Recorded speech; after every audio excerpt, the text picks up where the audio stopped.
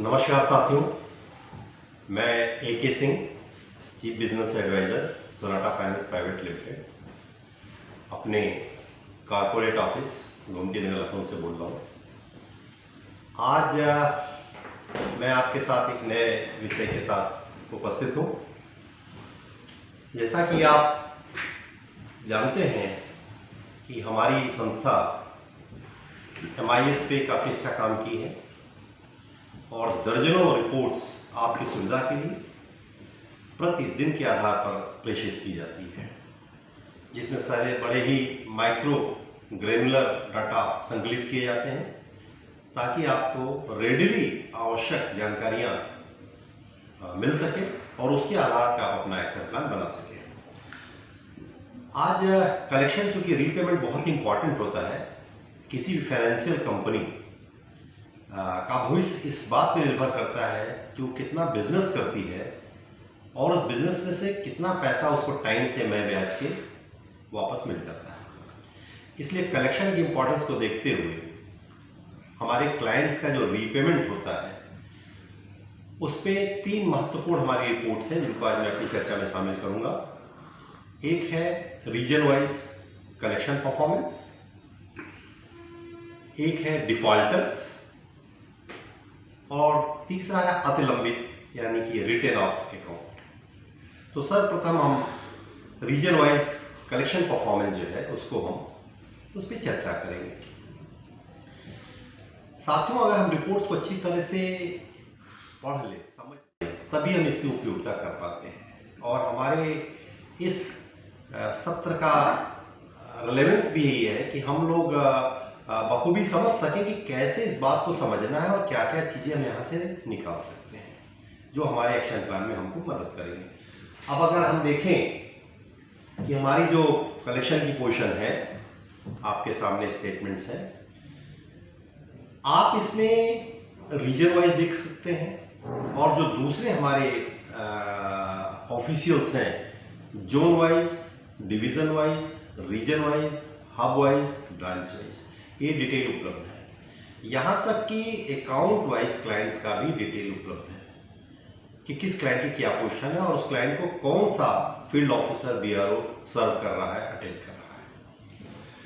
अब अगर आप देखिए 1 से 30 सितंबर की पूरे महीने की पोजीशन है इसमें, और अभी हमारे सामने ये 1 दिन का खुला हुआ है। जो रिपोर्ट आती है पिछले दिन तक की उसमें कवर होती है। आप देखेंगे 28 सितंबर की जो पोजीशन दिखा रहे हैं, आप जानते हैं करीब 1700 से थोड़ा ज़्यादा हमारे फील्ड स्टाफ है और करीब 90,930 अकाउंट्स में उस दिन ड्यू था, जो पैसा आना था। आया कितना? 93,694 अकाउंट्स में, जो कि बनता है करीब 103.04%। और इसी प्रकार अगर आप अमाउंट को देखें कि 6 करोड़ 60 लाख पैसा हमें वापस लेना था और करीब 7 करोड़ 24 लाख रुपया हम वापस लिए, यानी कि लगभग 110% के आसपास हमारी रिकवरी हुई। अच्छी रिकवरी थी जो हमारे करंट ड्यूज है। ये JLG की पोजीशन है। इसी तरह इस रिपोर्ट्स में अगर आप देखेंगे नीचे बॉटम पे आपको सेकंड पार्ट में मिलता है IL, इंडिविजुअल लोन। इसमें कुछ डेटा की कमी है यहाँ पे, फिर भी ये बताया गया कि 2,748 अकाउंट्स में हमने करीब 68 लाख रुपए रिकवर की। 1 दिन की बात है। अब अगर हम पूरा देखें महीने की बात, इसमें किस तरह की रिपोर्ट आती है? जो रिपोर्ट्स आती है, कल का आंकड़ा आता है और मंथ का कुमुलेटिव आंकड़ा आता है कि प्रथम दिन से लेकर उस दिन तक क्या पोजीशन है। ये चूंकि हम 30 सितंबर की रिपोर्ट देख रहे हैं तो इसमें हमारे पास 1 से 30 सितंबर के भी आंकड़े मिलेंगे। तो मैं रिक्वेस्ट करूंगा कि 1 से 30 सितंबर का आंकड़ा ये। अब देखिए कि हमारा इसमें JLG में करीब 7,02,000 हमारे बारोवर थे जिनका ड्यू था और 7,08,970 बारोवर्स की हमने रिकवरी प्राप्त की, कलेक्शन लिया, जो कि लगभग 101% है हमारी उपलब्धि, अच्छी उपलब्धि है। उसी प्रकार हमारे पास करीब 142 करोड़ 8 लाख रुपए हमें प्राप्त करने थे, जिसमें से हमने 146 करोड़ 1 लाख रुपए प्राप्त किए। ये भी 102.77% है। थोड़ा ज़्यादा हमारे ड्यू से ज़्यादा इसलिए है कि इसमें हमारे जो ड्यू है उनके अलावा भी कुछ अकाउंट शामिल हैं जो डिफाल्टर हो सकते हैं, किसी और नेचर के हो सकते हैं। ये जेएलजी की पोजीशन। अगर एक आंकड़ा और बीच में इसमें अगर आप देखें कि प्रति बीआरओ क्या पोजीशन था, तो करीब 416 अकाउंट्स को कैटर किया एक बीआरओ ने, जहां से हमें रिकवरी प्राप्त हुई। अब अगर जेएलजी की आईएल की पोजीशन हम देखें, ये तो रही जेएलजी की। अब आईएल का मैं रिक्वेस्ट करूंगा स्टेटमेंट को नीचे ले जाए। अब ये देखिए करीब 43,695 अकाउंट्स में पैसे आने थे और 42,460 अकाउंट्स में पैसे हमें प्राप्त हुए, यानी लगभग 97.17%, यानी 97% से ज़्यादा खाते में हमें पैसे मिले। और इसी प्रकार करीब 11 करोड़ 40 लाख रुपए हमें प्राप्त करने थे और 11 करोड़ 55 लाख रुपए हमने प्राप्त किए, यानी 101% रिकवरी। अब देखिए क्लाइंट्स में 100 से नीचे है लेकिन अमाउंट्स में 100 से ज़्यादा है। इसका मतलब कुछ लोगों ने ज़्यादा पैसे दिए जो उनका ड्यू था या दूसरे तरह के हैं जो कि करंट ड्यू के अलावा भी हैं। अब इसी में टोटल पे मैं करूँगा, ये जेएलजी और आईएल का अलग अलग था। अब अगर टोटल देखें तो इस स्टेटमेंट में दिया हुआ है कि करीब 7,45,000 अकाउंट्स में पैसे लाने थे, 7,51,000 अकाउंट्स में पैसे आए जो कि लगभग 101% है। और इसी प्रकार 153 करोड़ पैसा हमें रिकवर करना था और 157 करोड़ हमने पैसा रिकवर किया, करीब 102% से ज़्यादा की हमारी उपलब्धि रही। अब इसमें 4 स्टेटमेंट आते हैं। अगर ये आप देखेंगे रीजन वाइज कलेक्शन का रिपोर्ट, इसमें 4 सब रिपोर्ट्स आती हैं। पहली एक दिन की, फिर पहली तारीख से उस दिन तक का क्युमुलेटिव पोजीशन, तीसरा टोटल जेएलजी और आईएल का, और चौथा जो है 1 डे नॉट पेड क्लाइंट्स। वो कौन से क्लाइंट्स हैं जिन्होंने उस दिन का पैसा नहीं दिया है, पहली बार उन्होंने मतलब जो इस तरह की इसमें आया है आपका, जो आप देखेंगे कि कलेक्शन नहीं प्राप्त हुआ है। अब इसमें ढेर सारे इसमें आपको वो मिलेंगे और अकाउंट्स मिलेंगे। यहाँ से आप डिटेल ले सकते हैं कि ब्रांच वाइज, स्टाफ वाइज, आपका क्लाइंट का नाम, क्लाइंट का मोबाइल नंबर। तो एक एनालिसिस करके आप बना सकते हैं कि किस बीआरओ के किस सेंटर पे कितने लोगों का पैसा जो ड्यू था, जो पैसा नहीं आया है। तो अगर ये डेटा आपको मिल जाता है, उसको आप ब्रांच तक तो संकलित है, आप बीआरओ वाइज और अगर आप सेंटर वाइज संकलित कर लेते हैं तो आप एक एक्शन प्लान अच्छा सा बना करके आप उस पर प्रयास कर सकते हैं। और इसमें एवरेज भी दिया हुआ है कि एवरेज पर बीआरओ हमारा क्या कलेक्शन रहा है। अब एज ए रीजनल मैनेजर मैं कहूँगा, या जो हमारे सीनियर सुपरवाइजर्स भी ये देख सकते हैं कि रीजन वाइज हमारे रीजन की क्या पोजीशन है, हम दूसरे रीजन की तुलना में कैसा कर रहे हैं, ओवरऑल ऑर्गेनाइजेशन का परसेंटेज क्या। मैं एक एग्जांपल कहूँगा कि टोटल में ये खुले परफॉर्मेंस 1 से, हाँ चलिए इसमें ही हम देख लेते हैं। अगर मैं प्रयागराज में कौशाम्बी की बात करूँ तो 101.96% है इनकी टोटल रिकवरी अमाउंट की, और ऑर्गेनाइजेशन का 102.64%, थोड़ा उससे कम है। लेकिन बहुत से ऐसे लोग मिलेंगे, जैसे आप गाजीपुर देखें तो 98.17% हमारी सितंबर की रिकवरी है अमाउंट वाइज। इसका मतलब हम एवरेज से भी नीचे हैं, अपने लक्ष्य से भी नीचे हैं, ठीक है। तो हमें इंप्रूवमेंट करने की जरूरत है इस आधार पे। अब इसके बाद मैं रिक्वेस्ट करूंगा कि दूसरे स्टेटमेंट पे हम आ जाते हैं, और वो स्टेटमेंट है डिफॉल्टर का।